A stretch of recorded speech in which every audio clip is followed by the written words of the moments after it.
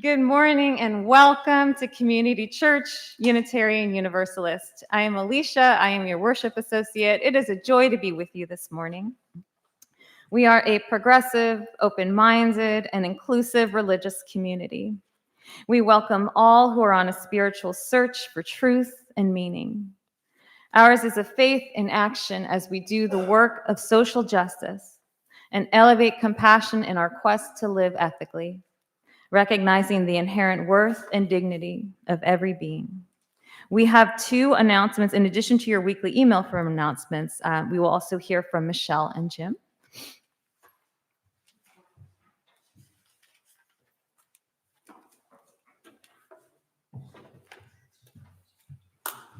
Good morning. As you notice, we have a Christmas tree. And so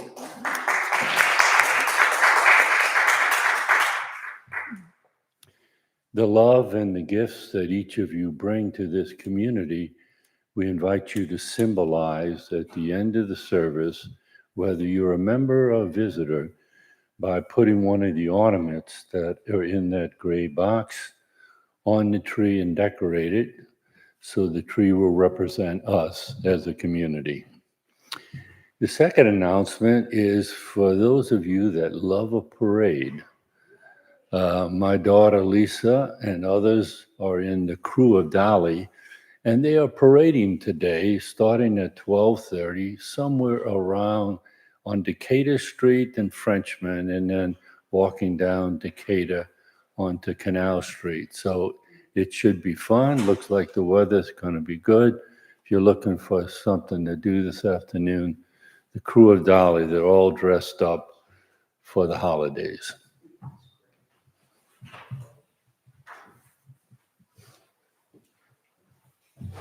Good morning. As we've done in years past, in the last few years, this year we are taking up our second Sunday collection and gifts for Rosa and her 4 children. This will be in the fellowship hall. You can take an ornament and bring a gift, a wrapped gift, before December 21st, which is a Sunday 2 weeks from now. Rosa, for those of you who don't know, is a woman who walked to the United States from Honduras with her 4 children. She eventually made her way from California to here in New Orleans. We have helped her out when we can. Right now, of course, help is needed more than ever. She's had to give up a job at a restaurant, a part-time job at a restaurant. She also cleans houses, but for fear of being raided by ICE and Border Patrol. Just so you know, she does have a work permit. She is trying to do things the right way. But as we know, not everyone wants to do things the right way. So, she's terrified she's going to be picked up on the street and her 4 kids will be left without her. She needs help more than ever. We'll take up a collection next week, and please pick at least one of these off the tree if you can. Thanks.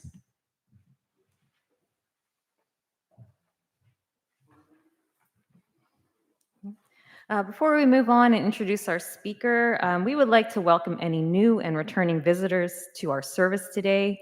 We are happy to see you, and we hope that you stay after the service for refreshment and fellowship. So in the spirit of fellowship, please turn to your neighbors, especially those you may not know. Say hello, ask them how their day is going, ask them how they're getting to the parade this afternoon.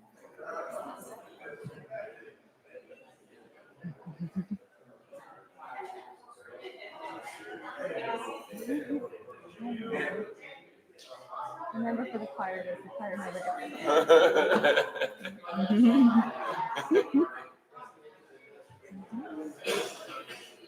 Hey, Paul.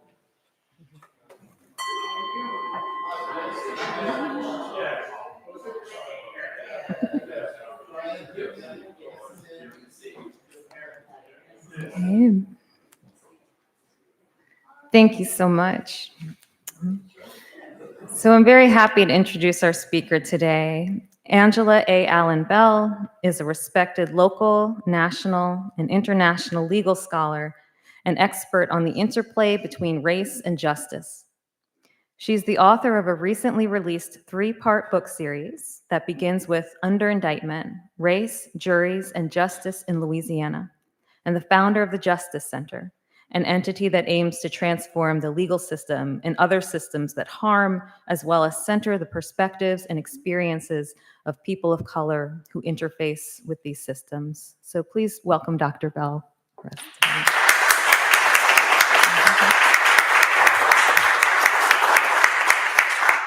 Good morning, everyone.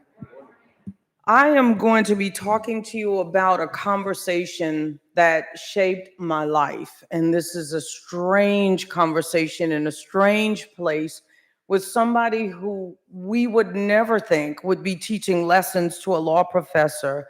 But I'm going to take you back to a day when I walked into a state prison to meet a man who was in jail inside of a jail.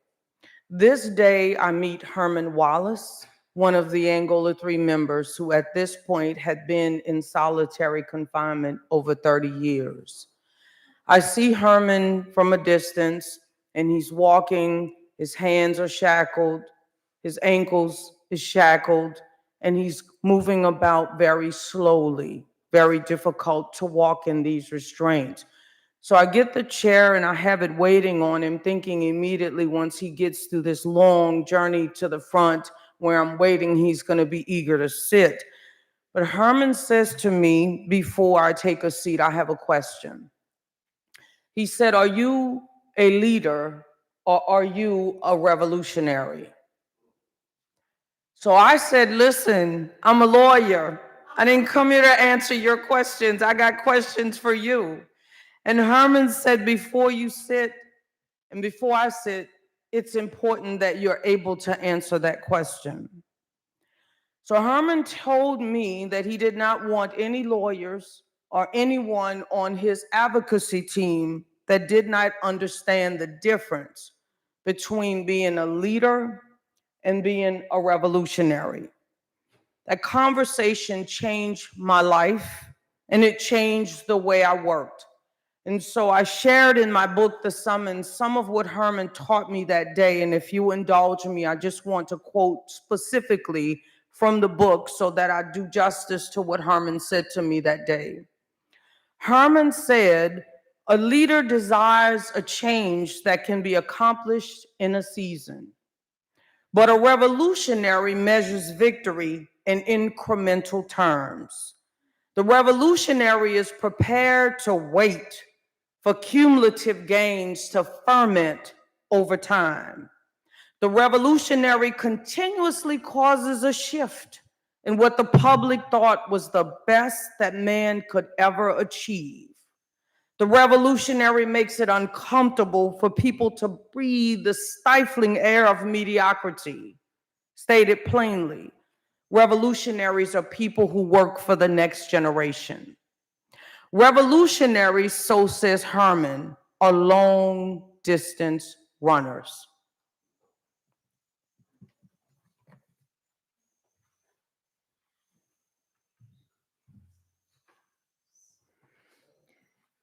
It is our ritual to light a chalice, invoking hope and eternal truth to our worship. It is also our first Sunday of Advent, so we will be lighting an Advent candle as well. Please join us in singing the words of our chalice lighting, which are printed in your order of service.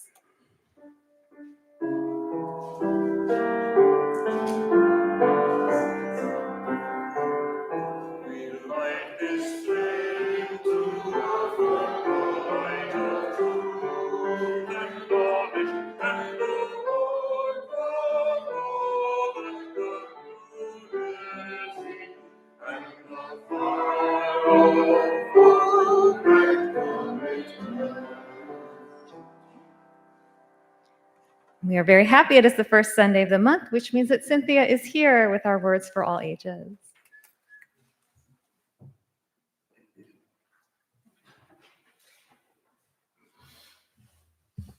Good morning, everyone. So this story is a story that has been told by Unitarian Universalist churches for a long time. It's about 400 years old. and I thought it was appropriate for today. Many years ago, in the land of Transylvania, in the mountain valley, watered by quick rushing streams and shadowed by great forests of beech trees, there was a village of small wooden houses with dark shingled roofs.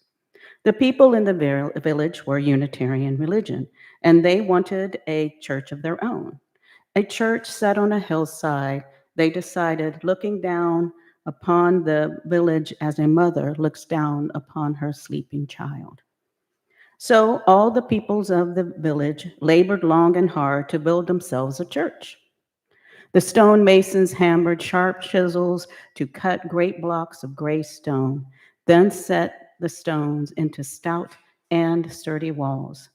The glaziers made tiny glass panes and fitted them neatly into the windows with leaded lines.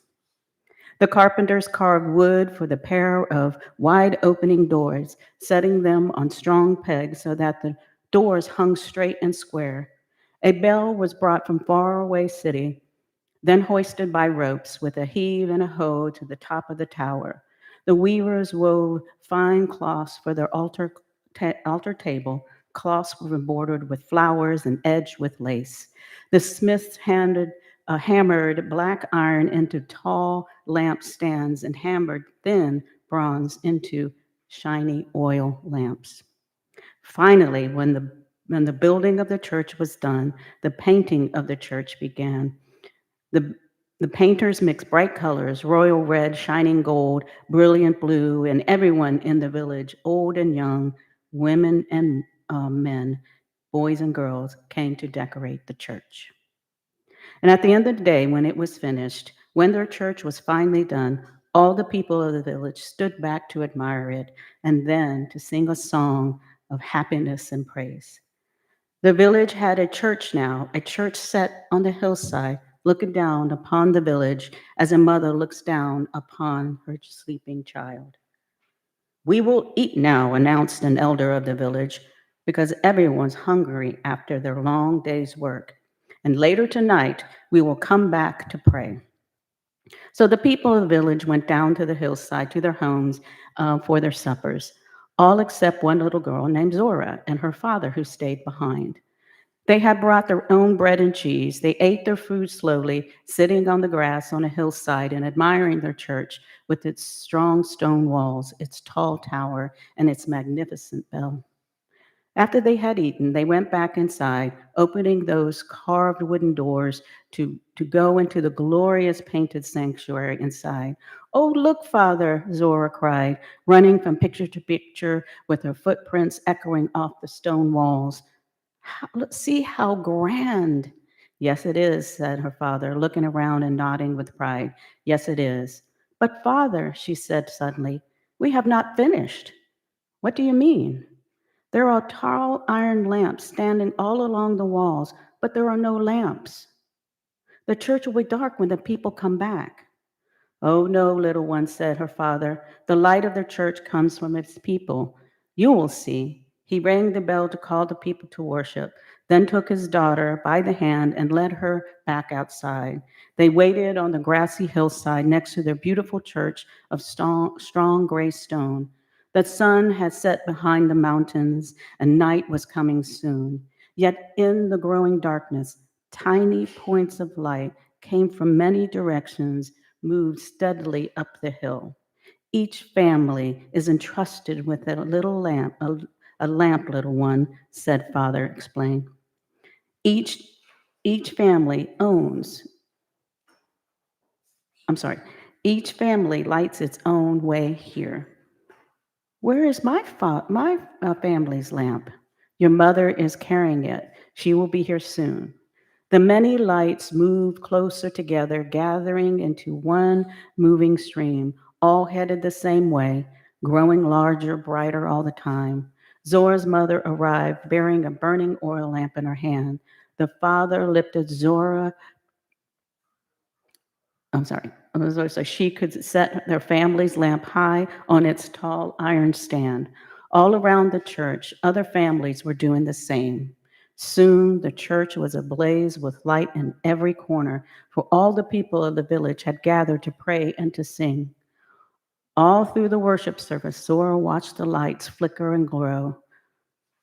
She watched her family's lamps most of all. When the service was over, her father lifted her high. She took the shining bronze lamp from the lampstand. Its curved sides were warm and smooth in her hands. Her mother carried the lamp home with the flame lighting their way. The lamp flame lit the house when they returned home. Zora washed her face and got ready for bed by the light of the flame. "Mother," began Zora as she climbed into bed and lay down. "Yes, little one," her mother asked, tucking the red wool blanket around Zora's shoulders. "Father said the light of the church comes from its people." "Yes, but also the people take their light from the church." Over on the table by the fireplace, the shiny bronze lamp was still burning, and we have the light every day. "Yes, indeed," said her mother. "And even when you're not in church, even when the light is not lit, we carry the light of truth in our minds and the flame of love in our hearts to show us the right way to be. That light, the light of truth and love, will never go out." "Never," said Zora. "Never," said her mother. "And this bronze lamp will last for many, many years. When you are grown, you will give the bronze lamp I will give the bronze lamp to you, and when your children are grown, you will give the lamp to them, and all of you will carry it back and forth to the church every time." "But there's only one lamp," Zora said. "Make another, and let the light grow, and someday tell your children to make more lamps too. And now, good night." Her mother said and kissed Zora once on this cheek and one on that cheek and once on the head. Zora closed her eyes and drifted into her dreams while her mother looked down upon her sleeping child. The years passed, Zora grew. The bronze lamp came into her care. She kept it polished and clean, and when the bell rang across the valley to call the people to worship, she carried the lamp back and forth to the church on the hillside, the flame always lighting her way. When the time came, she made more lamps and gave them to her children, who made more lamps and gave them to their children. And so it went, and on through the years, even until today. And always, the light of truth and the flame of love from the Unitarian Church on the hillside continue to grow and show them and us the way. The end. So you can sing the children wherever they may be. Thank you. Go now in peace, go now in peace. May the Spirit of life surround you everywhere you may go.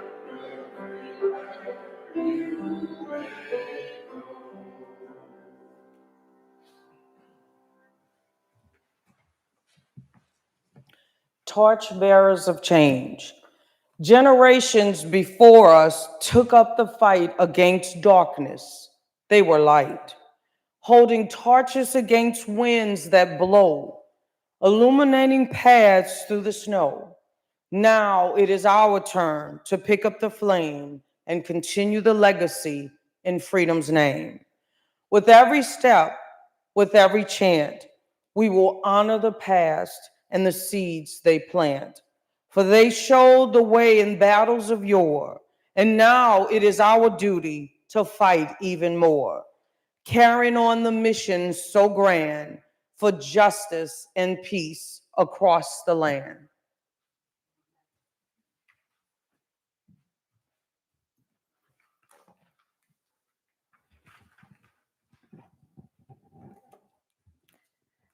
Now is our sacred time of joys and sorrows. If you are online, you may write your joys and sorrows in the comment section to be read out loud. And in person, you may write them down on one of the cards that is being passed out by our ushers, our greeters. Please remain seated as we sing hymn number 151. 151, I Wish I Knew How.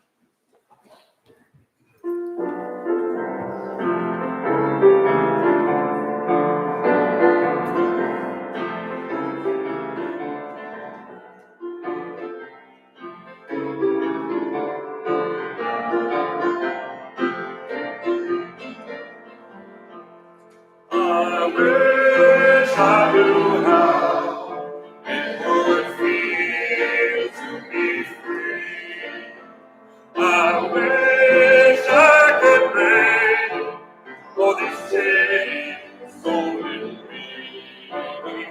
I wish I could say all the things I could say. Say them loud, say them clear, for the whole world to hear. Say them loud, say them clear, for the whole world to hear.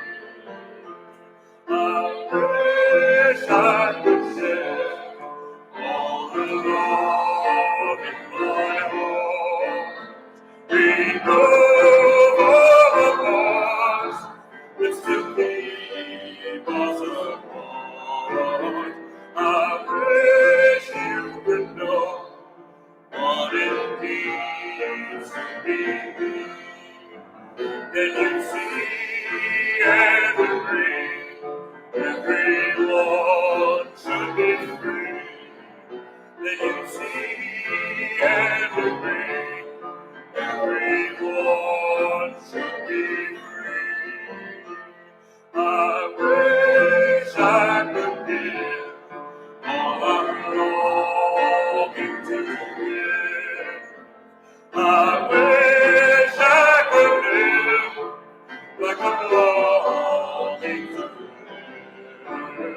I wish I could do all the things I can do. Though I'm way overdue, I'd be starting anew. Though I'm way overdue, I'd be starting anew. I wish I could be like a bird in the sky. How sweet it would be if I found I could fly. I'd soar to the sun and look down at the sea. Then I'd sing 'cause I know how it feels to be free.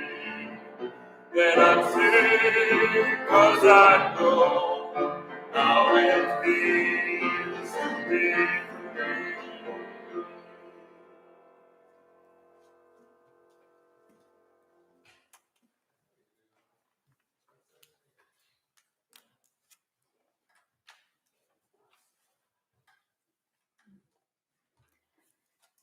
So a sorrow, a letter threatening extreme violence towards a trans employee was found on the door of my son's place of employment.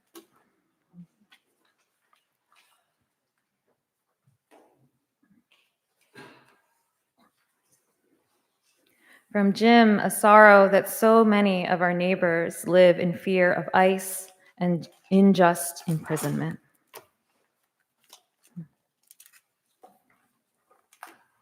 And a similar sorrow from John, I bemoan all the suffering by those affected by ICE activity.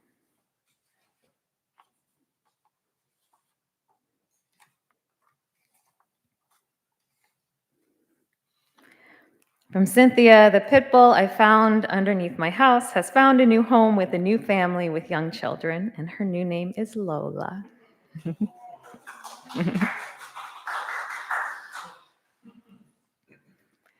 From Jacqueline, out of the blue, I was invited to participate in an interfaith clergy prayer vigil at St. Charles Baptist Church.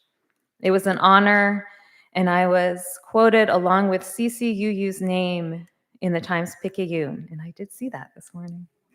Always great to get our name out there for our core values. And we will light 2 more candles, one for the joys still bubbling up, too new to share, and one for the sorrows that we cannot yet put into words. But please know that you are with us in our hearts.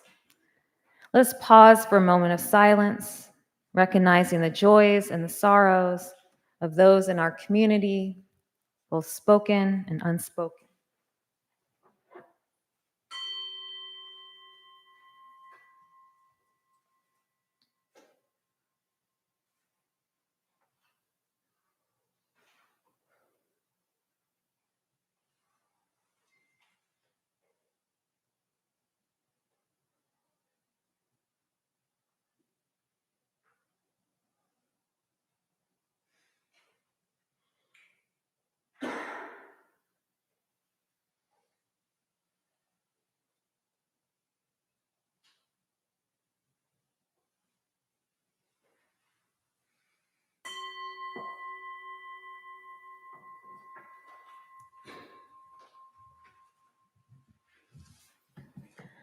In the words of Buckminster Fuller, you never change things by fighting the existing reality. To change something, build a new model that makes the existing model obsolete.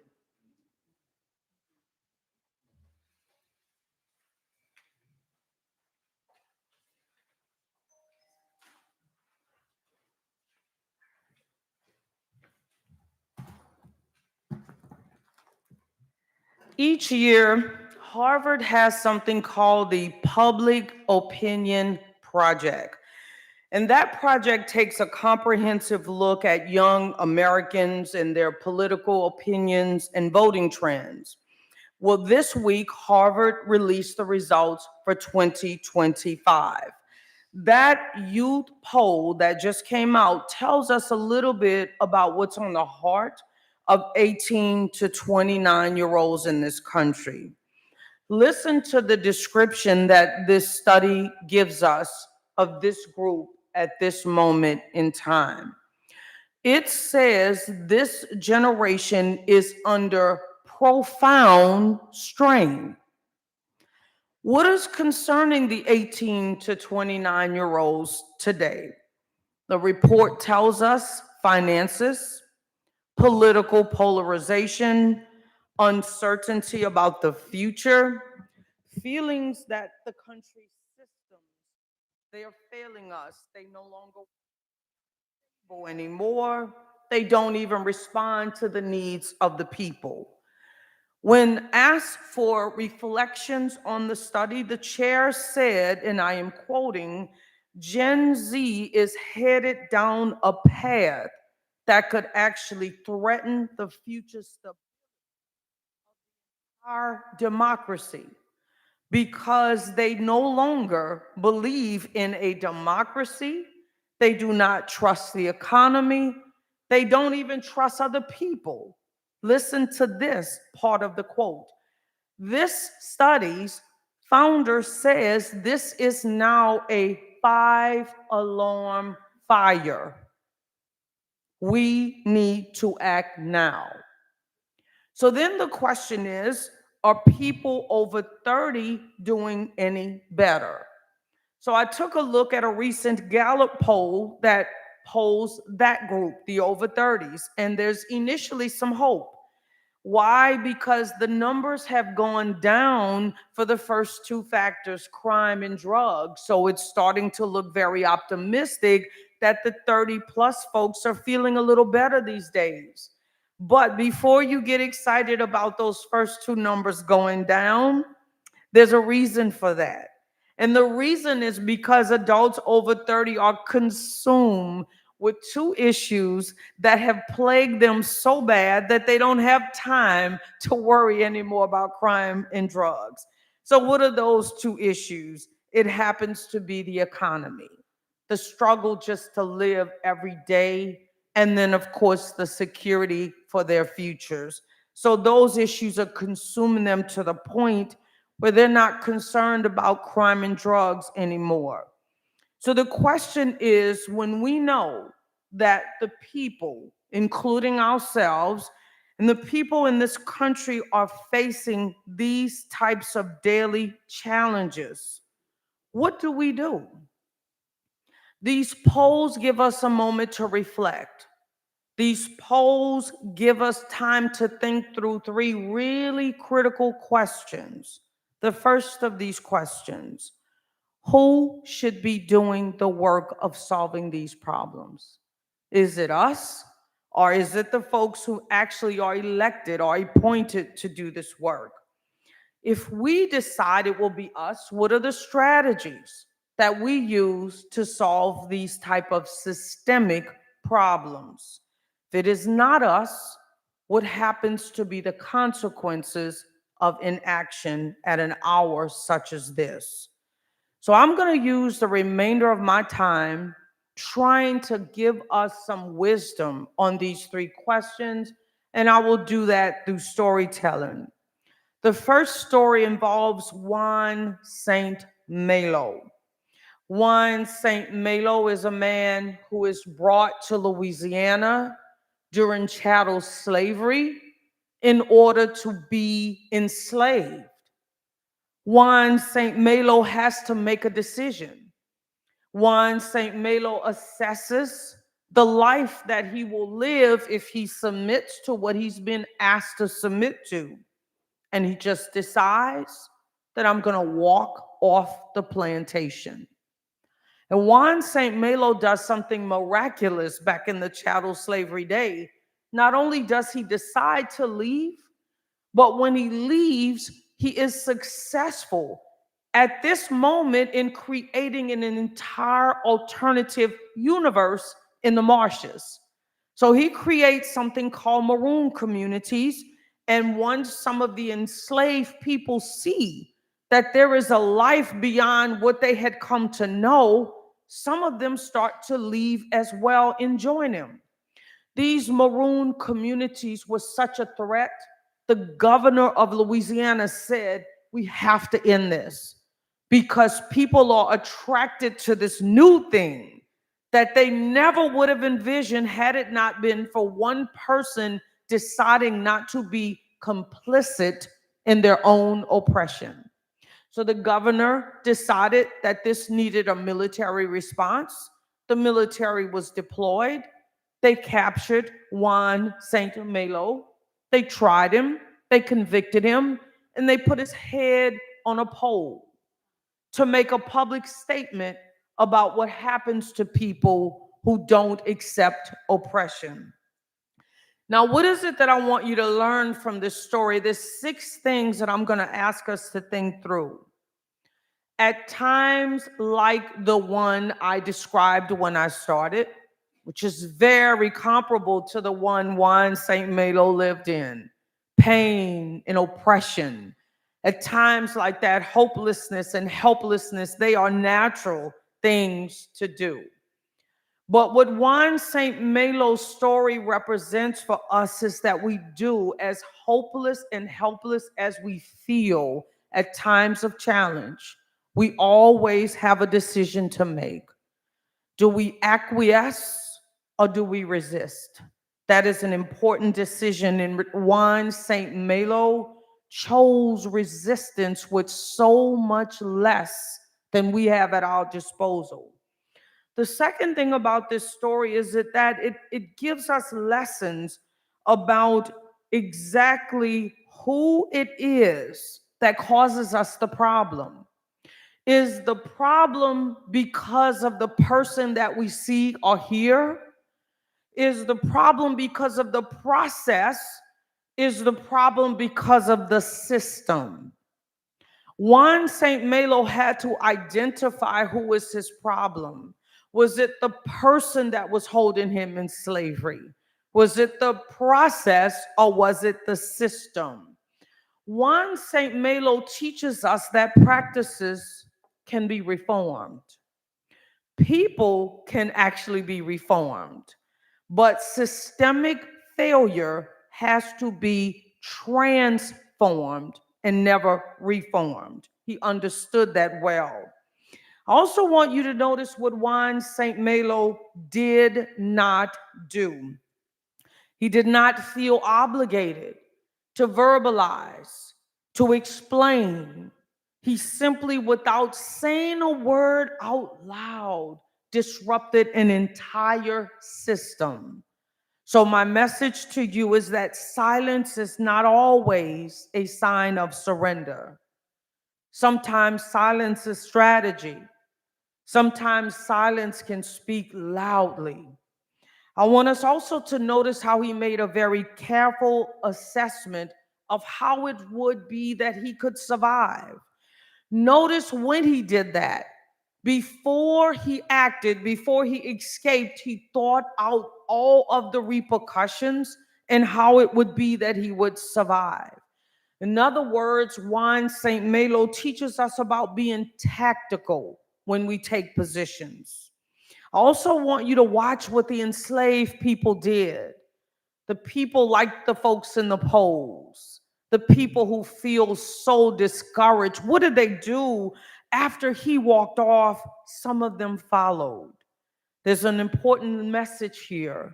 At a time like this, if the first person, the person who is the change agent, like Juan St. Malo, does not move, often nobody follows. St. Malo also reminds us that it is a mistake to believe that we must solve the whole problem. Sometimes we are only called to unsteady the thing. Sometimes it is our work just to disrupt, just to be an agitator, and to then trust the ability of the next generation. Remember that word, revolutionary. Those folks that will come behind you to finish the fight that you started. The second story I want to talk to you about involves Aretha Castle Haley.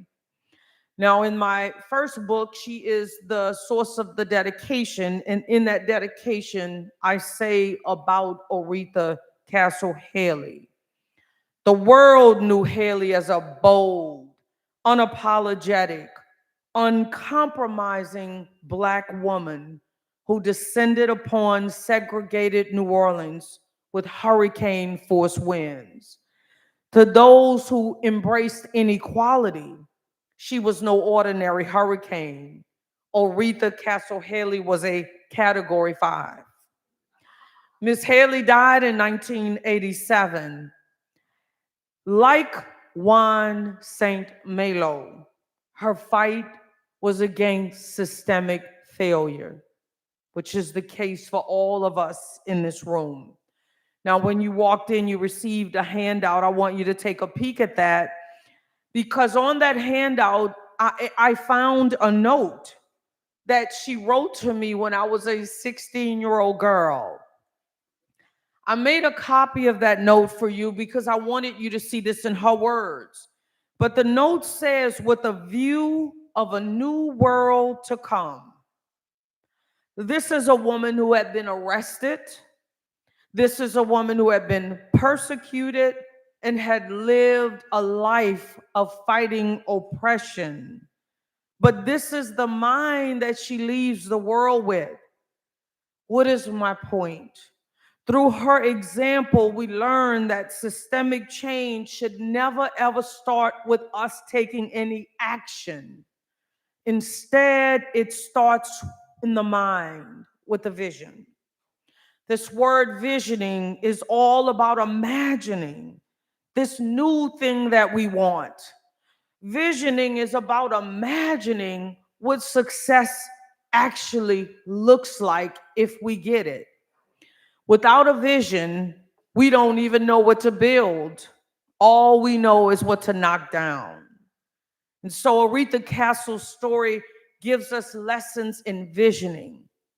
Also, she teaches us about hope.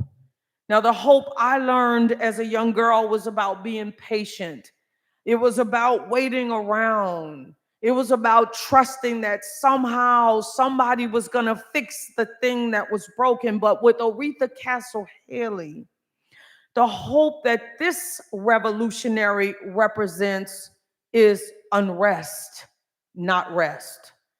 Aretha Castle Haley's hope was about impatience, not patience. So in short, I want us to think about hope that doesn't just expect change in the future. Aretha Castle Haley's hope was about changes that we do and accept at the present time. Also included in that flyer, a little bit about a man named Levi Dickerson. I was in Angola about 3 years ago, and I was talking to the men, all of whom have extreme sentences. Most of them have life sentences. And I was asking them, do you all understand what trauma is? Do you all know that trauma does not allow a trauma survivor to have a warning label so nobody knows that you're a trauma survivor? You have to understand trauma to know it when you see it. And so I was explaining to them that people who are subject to prolonged trauma will often have addiction issues, and you go to a counselor and they'll tell you you're an addict, but if you don't understand trauma, you don't realize that the addiction is really not the addiction. It is your coping mechanism for trauma. And I was telling them a lot of times when you're in school, teachers will say that you don't learn, you might have a disability, or because of trauma, there is something called violence that you overreact and you explode on people, but you don't know these things if nobody has told you about trauma. And then I said to them, there's a test called an ACEs test, and if you want to take it with me, let's do this together. And to my surprise, all of these men participated. I was shocked. I didn't think they would do it. I thought they would be uncomfortable, but this is what came out of the lesson. At the end, the guys came up and they started saying, Professor Bell, now I know why I killed my mother. Now I understand how I just shot my wife, brother. All of these people had innocently killed someone that they loved and had no idea that they were victims of trauma because no one diagnosed them and no one treated them. But there was a man in the audience that wrote me afterwards and said, Professor Bell, all of those slides that you put up, could you mail them to me? And I did. You're looking at the face of him in the program that you're holding. This gentleman, that picture that you see, I'm with him last month, which is 3 years removed from the day I met him. And in the 3 years that have elapsed, Levi, who has no formal education in general and no formal education relative to trauma, began a trauma awareness program inside Angola. He used the slides that I sent him, and on those slides there were names of other professors, and he wrote them, and they started sending books, and before you knew it, what he started in his dorm has now morphed into something he does in multiple dorms to educate not just the men, but remember, the men are fathers. So these men are parenting sometimes behind bars. And so his work now has a ripple effect. What is the point? The point is that Leroy's story contains two obstacles that will stop the average person from doing the work of social change. One is that most people believe that there is a certain pedigree that you must possess to be effective at this work. And Levi tells us that that is not the case. All you really need is training, passion, and a servant's spirit. More important than any formal credentials. The second thing about Levi's story is that we often pause our good efforts because we lack resources. And so I want to explain to you that Levi was obedient to a calling, and as a result of being obedient, the blessings flowed in, and he has adequate support to sustain his work. Final story I'll offer to you is one very strange encounter I had when the governor of Louisiana issued a pardon posthumously to the late Homer Plessy. I was being interviewed by David Begnall on CBS News relative to that pardon. And David Begnall asked me for some examples of why the pardon was so important. And I was explaining to David Begnall how the pardon is necessary because the Plessy ruling legalized this badge of inferiority that Black people wear in this country.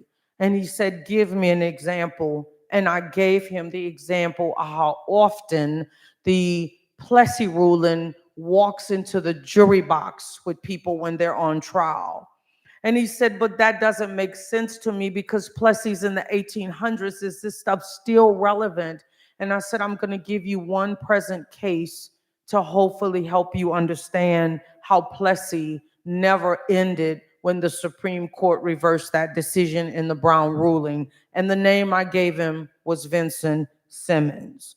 a man who was doing multiple sentences for a rape I was sure he did not commit. Now, David Begnaud is not a lawyer. So that's the important piece of this story. Why are you talking to a reporter about a man who is wrongfully convicted? What do you think he can do to help you? And that's my lesson here to you today. David Begnaud, after reading all of the volumes of files, because Vincent Simmons had been in custody over 40 years, David Begnaud was convinced this man was innocent. But remember, he doesn't have any power in the legal system. He's not a lawyer. So what does he do? I want you to look at your documents because you'll see the photos that explain what he did. The lesson is that everyone in a situation of injustice has some power. The challenge is to find the power you have and to find the courage to use it. So David Begnaud says, my only power is the microphone. That's all I have. He took the microphone into the courthouse and said to the prosecutor that I am prepared to air a story on 48 hours. I need you to explain why this man remains in custody. And it was from that one moment where David Begnaud used the only power he had that you see the footage of Vincent Simmons arriving to court that day. I was standing there taking the picture of him getting out of the prison van in that orange jumpsuit that you see with a Bible, because that's all the power he had in that moment. Vincent Simmons did not know that he was going to walk out of what was a life sentence that day. Within 2 hours, Vincent Simmons was free. Not because of great lawyering, but because of a reporter who understood the use of power. I just want to ask you before you leave here to think often of the next generation and to begin that long distance run. Thank you.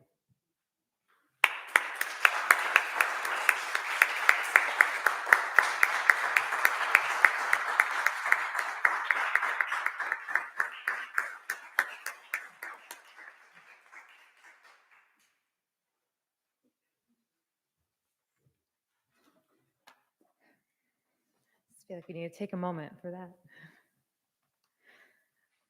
Community Church is a self-sustaining congregation. Members and friends' generosity help us do the sacred work of bringing justice, spirituality, and compassion to our community and beyond.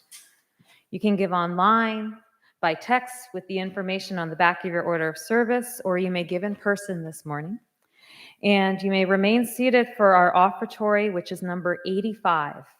85, although this life is but a wraith.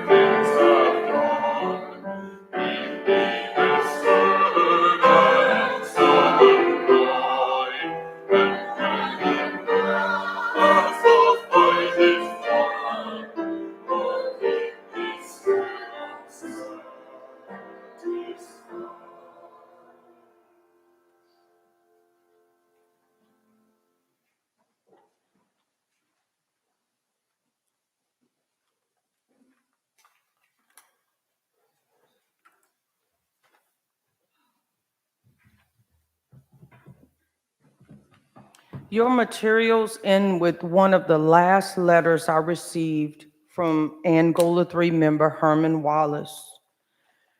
Herman wrote the letter as cancer was incrementally claiming the life that he had left. The letter that you see was received 6 months before Herman died, and he wrote the words that you see in your handout. Herman wrote, and I'm quoting, "I am a soldier, a servant.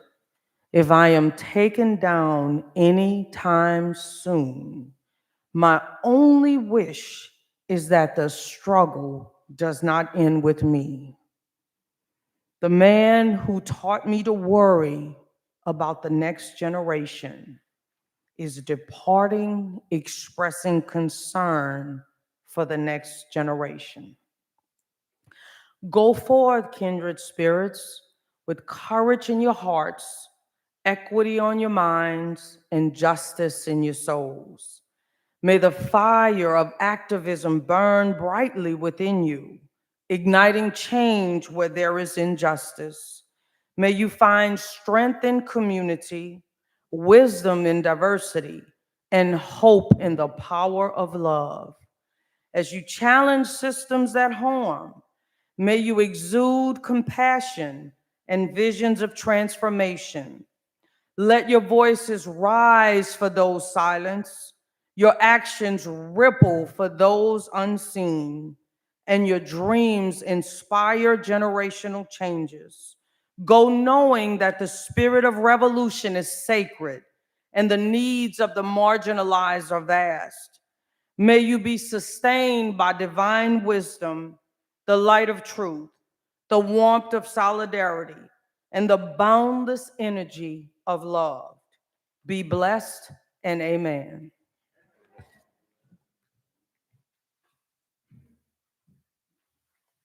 Please rise in body and our spirit for our closing hymn, number 108, My Life Flows On, an Endless Song. And afterwards, please remain standing as we extinguish our chalice.